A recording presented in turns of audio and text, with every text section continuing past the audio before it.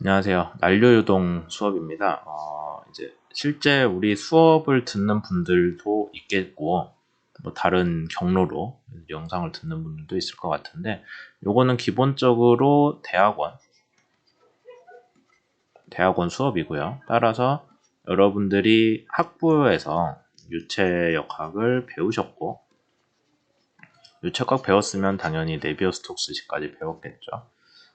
그리고 이제 여기에 대해서 조금 더 나가서 난류라는 게 실제 뭔지, 그 다음에 뭐 실제라고 했지만 난류가 뭔지는 정확히 우리도 모르죠. 그러니까 난류를 어떻게 설명할 수 있냐, 설명할 수 있는 이론적인 얘기랑 그 다음에 실제로 어떤 모델로 접근을 하냐를 주로 다루려고 합니다.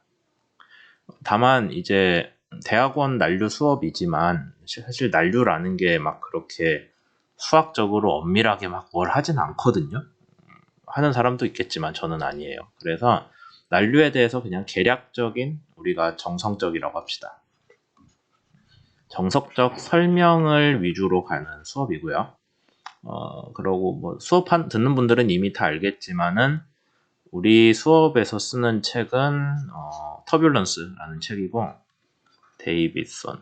데이비슨이 쓴 책이에요. 그래서 우리 영상 썸네일이랑 똑같이 생긴 책을 찾아서 보시면 됩니다. 그럼 이제 본격적으로 내용을 시작하려고 하는데요.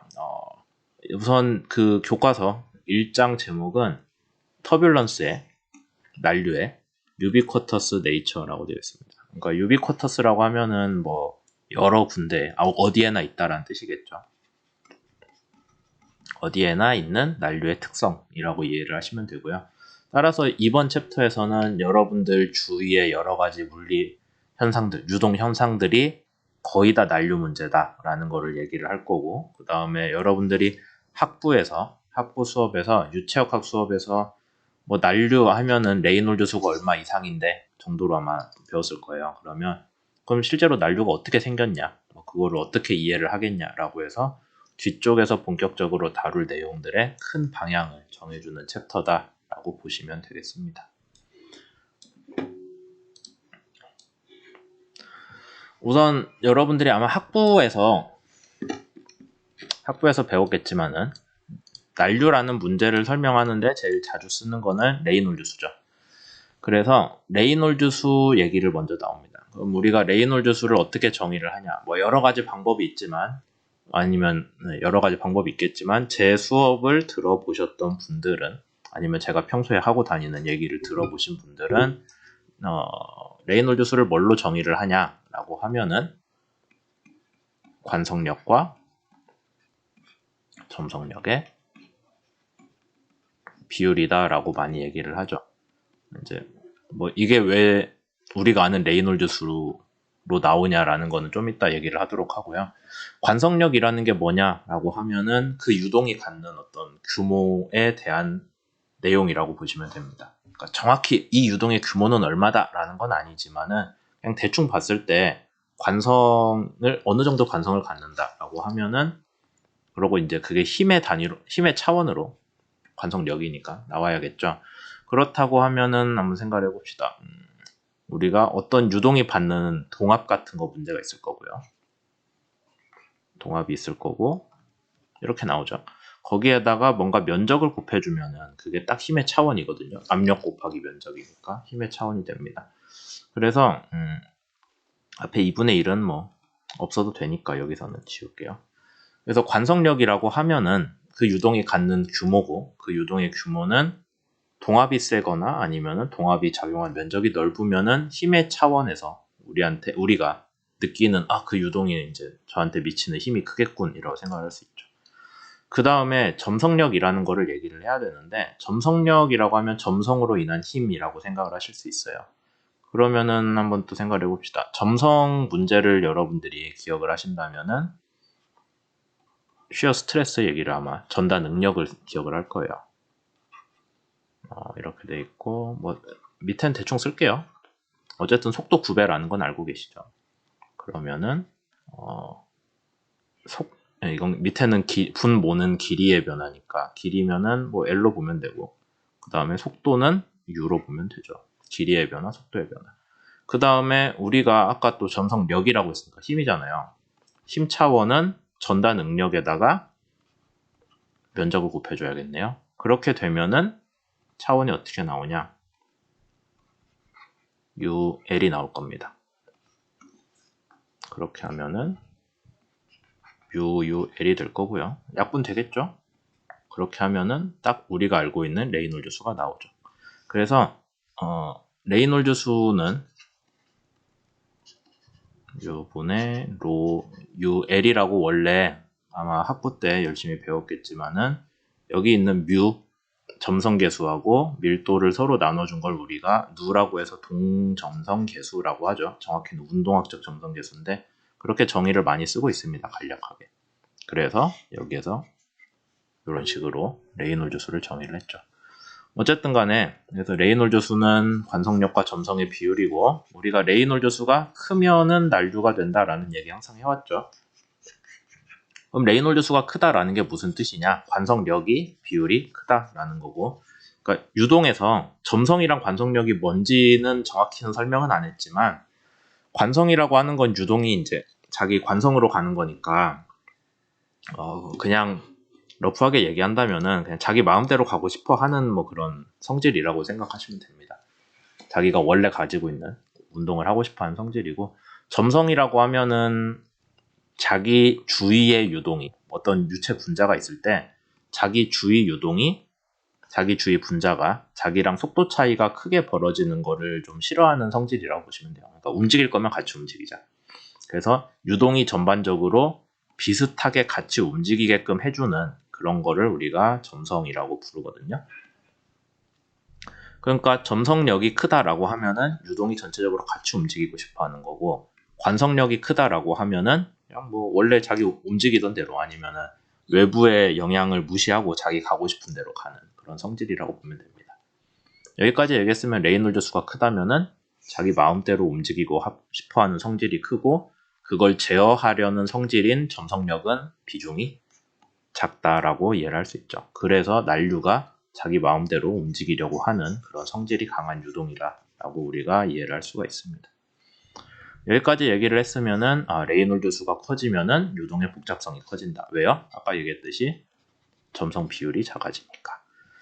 아마 학부 수업에서는 그래서 어떤 실린더를 놓고 굴을 놓고 거기 뒤로 흘러가는 유동이 어떻게 변하는지를 레이놀즈 수 기준으로 설명을 한 개를 있었을 거예요. 뭐 실제 실험을 했을 수도 있고 그냥 책에서만 봤을 수도 있습니다.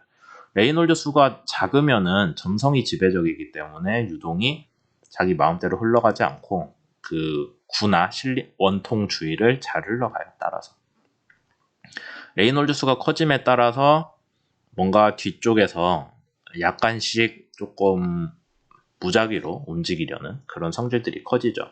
그래서 레이놀즈 수가 100을 넘기면은 여기서 레이놀즈 수는 지금 앞에도 정의를 했지만 들어오는 유속하고 그 다음에 실린더 지름 가지고 계산한 거예요. 그러니까 대표적인 길이 차원이 실린더의 지름이란 뜻이죠. 그렇게 되면은 이렇게 유동이 하나씩 떨어져 나가죠. 그걸 우리가 칼만 볼텍스라고 자주 부르고 아마 학부에서도 그런 거 얘기를 들어봤을 거예요. 그렇게 되는데 레이놀즈 수가 더 커지면은 칼만 볼텍스가 눈으로 딱 볼텍스네 돌고 있네라고 하기 힘들 정도로 작은 와동들이 모여있는 덩어리가 떨어져 나갑니다. 그러니까 크게 보면 칼만 볼텍스 같은데 들여다보면 또 여러 와동으로 구성되어 있죠. 더 레이놀즈 수가 높아지면은 이게 주기적으로 떨어지는 것도 안 보이고 안에서 그냥 맘대로 놀고 있는 걸가 실험을 통해서 확인을 할 수가 있습니다. 여기까지 보면은 여러분들이 이미 학부 때 이런 현상을 한 번은 들어봤다고 치면은 레이놀즈 수가 높을수록 유동이 뭔가 작은 유동들이 자기 마음대로 움직이는 경향이 커지는구나 라고 생각을 할 수가 있죠. 그런 내용을 바탕으로 레이놀즈 수에 대해서 아니면 난류에 대해서 좀 더 얘기를 해보자면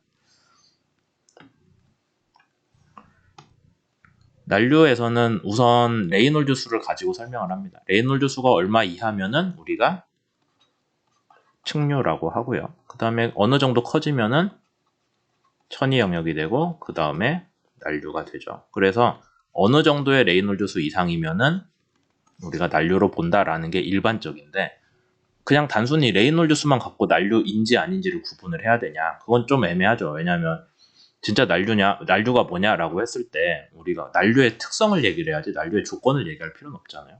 뭐 표면이 거칠다거나 하면 난류는 더 빨리 발달합니다. 아니면 표면에 뭔가 장애물을 세우면은 그걸로 인해서 난류는 또 빨리 발달해요. 그러니까 레이놀드 수가 무조건 기준은 아니다.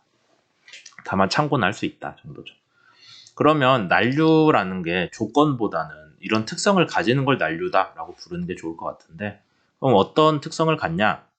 난류가 발생하는 과정에 대해서는 유체 전체에, 중요하죠? 전체에 균일하게 혼돈이 발생한다라고 써 있습니다. 그러니까 유체 안에서 유동이 있을 때 평균적으로 어떻게 되냐 상관없이 뭔가 안에서 짜글짜글하게 움직이는데 그게 유동 전체에 균일해야 된다. 그러니까 균일한 정도의 혼돈이 발생해야 된다라는 얘기를 하고 있어요. 실제 난류는 어떻게 발달하냐면은 측류에서 발달합니다. 측류가 쭉 흐르다가 뭔가 측류가 완전히 일정하지 않고 뭔가 조금 삐끗해요. 살짝 삐끗한 상황에서 불안정성이 나오고, 거기에서 뭔가 삐끗한 데에서 추가적으로 불안정성이 생기고 하면서 주위에 영향을 주면은 그게 퍼져 나가서 아예 난류가 되는 거죠. 그러니까 우리가 난류에 대해서 얘기를 한다면은 이 삐끗하는 상황이 언제냐, 뭐 그거는 동네마다 다르니 모르겠지만 그 결과로 인해서 전체적으로 균일하게 흔들리는 무작위성이, 그런 것들을 난류라고 부르자. 다만 뭐 무작위성이 숫자로 나타내가지고 뭐 어떻게 한다 그런 거는 사실상 하기 힘드니까 상황마다 다르니까 우리가 그냥 난류가 뭐냐라고 하면은 결국에는 레이놀드 수가 얼마 이상인 조건에서 발생하는 복잡한 유동이다 정도로만 설명을 할 수 있는 거죠. 실제로는 난류는 되게 복잡하게, 처음에는 간단한 어떤 불안정성인데 그게 상당히 복잡하게 급격하게 발달을 하는 그런 상황을 원래는 난류라고 불러야 됩니다. 그렇게 돼서 결국에 난류는 되게 무작위적이고 혼란스러운 운동으로 이어집니다. 그러니까 무작위라는 게 되게 중요한데요. 어떤 법칙이 있냐라고 하면은 이 책에서는 그냥 얘기하고 있어요. 뭐 별다른 법칙은 우리도 모르겠다. 모른다는 식으로 얘기를 하죠. 사실 뭐 무작위 문제인데 무작위성에서 법칙을 어떻게 찾겠어요. 그래서 난류는 무작위성 문제이고 우리가 제대로 이해할 수는 없다라는 얘기를 하고 있습니다. 대학원 수업식이나 돼가지고 우리가 답을 모른다라는 소리를 쉽게 하는 건 좀 그렇긴 한데, 원래 난류라는 게 그렇다고 하니까요. 그러면 이제 어떤 난류들이 발달을 하냐라는 것들을 좀 얘기를 해야 되는데, 책에서는 이제 난류 현상 막 하나하나를 다 열심히 다루지는 않습니다. 그러니까 여기에서는 그냥 개략적으로 이런 난류 현상도 있지요 라고 설명만 하고 있어요. 시간이 많이 됐으니까 여기서 자르고 다음 영상에서 계속 할게요.